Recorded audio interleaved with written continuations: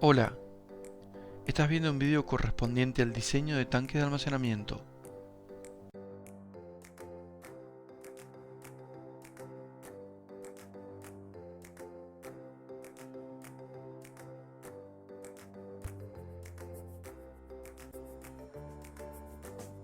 Todos los tanques de almacenamiento deberán estar provistos de conexiones.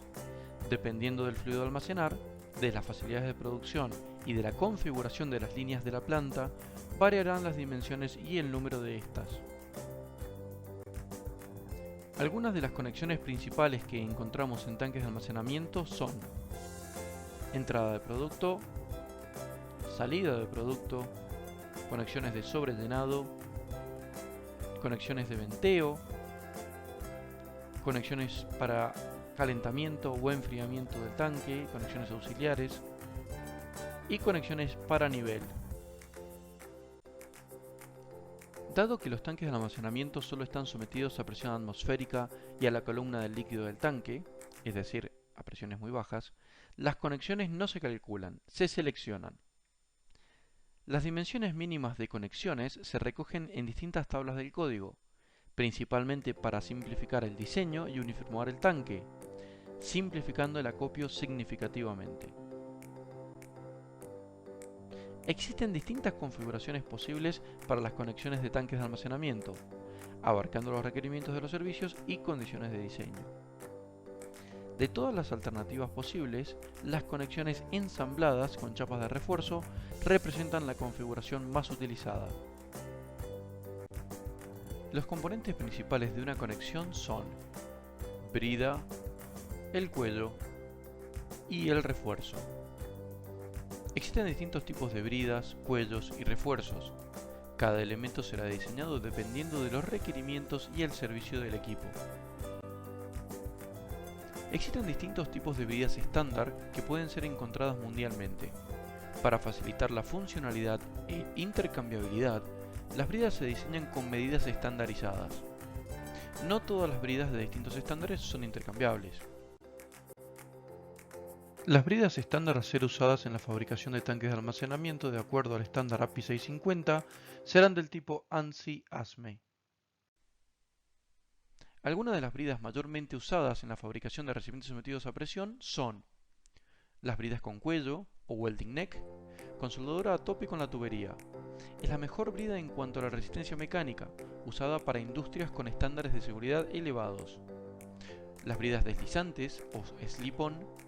La tubería atraviesa la brida y se fija mediante dos filetes de soldadura, uno interno y otro externo.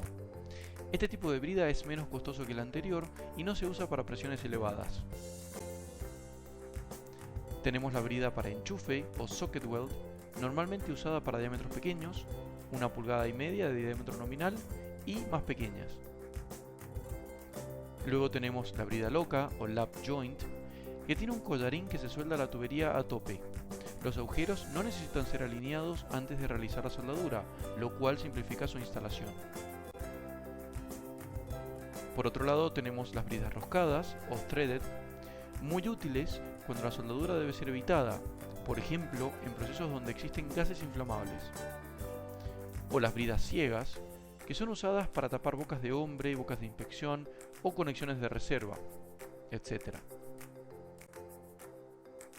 Estas bridas tienen dimensiones estándar, han sido diseñadas para soportar condiciones de diseño específicas, rangos de presión y temperatura.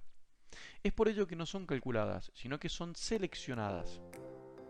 Las bridas de hasta 24 pulgadas de diámetro nominal inclusive deben ser seleccionadas de acuerdo al estándar ANSI-ASME B16.5.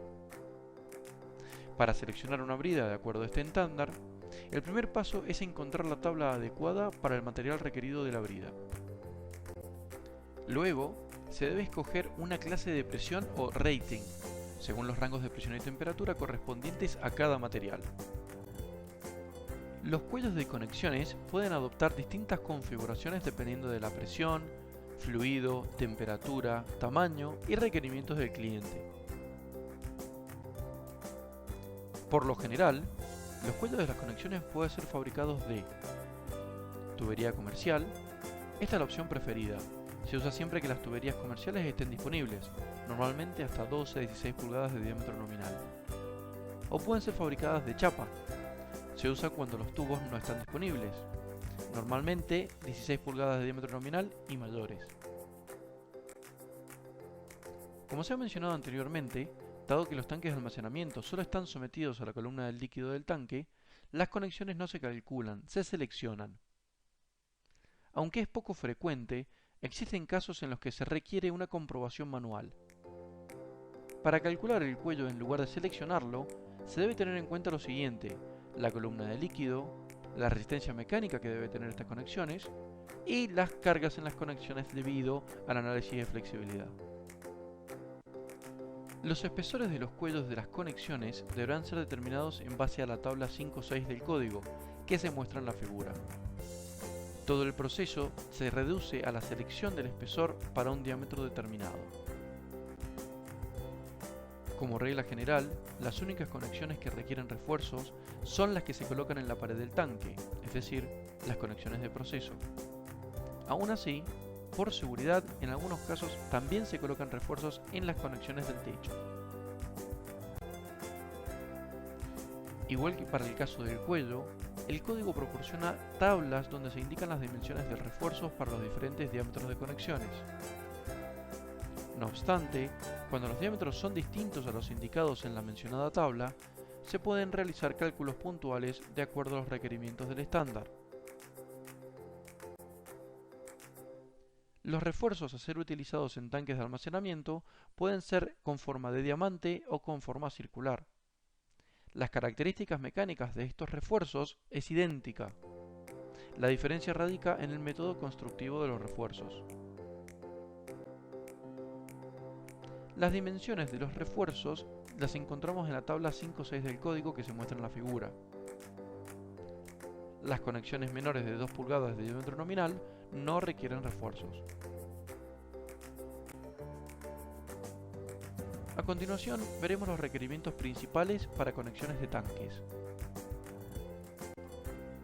La mayor cantidad de conexiones que encontraremos en tanques de almacenamiento están ubicadas principalmente en la pared del tanque y en el techo del mismo. Como se ha mencionado anteriormente, los requerimientos para estas conexiones están mencionados en el estándar API 650. Tanto en la pared del tanque como en el techo del mismo, se deberá prestar atención a la distancia entre conexiones. Los tanques de almacenamiento contarán al menos con una entrada de hombre en la pared del tanque o en el techo, con la finalidad de poder realizar la limpieza, revisiones o reparaciones en el interior del tanque. Para tanques de gran diámetro, se deben disponer múltiples entradas de hombre. Los tanques de almacenamiento deberán contar al menos con una boquilla para el drenado de lodos, la cual podrá estar al ras del suelo, dirigida hacia un sumidero o por debajo del tanque. Los sumideros y conexiones en el fondo requieren particular atención para el relleno y compactación del suelo a la hora de prevenir asentamientos irregulares del tanque. Asimismo, los tanques de almacenamiento pueden contar con conexiones al ras del suelo. Este tipo de conexiones tienen la finalidad de posibilitar el drenado de la totalidad del fluido almacenado. Por ello, su diseño y ubicación es tal que la generatriz inferior de la conexión se transforma en una parte recta para poder adaptarse a la unión pared-fondo. Principalmente se usan como conexiones de limpieza, ubicadas en la unión pared-fondo, aunque también pueden ser usadas como conexiones de proceso.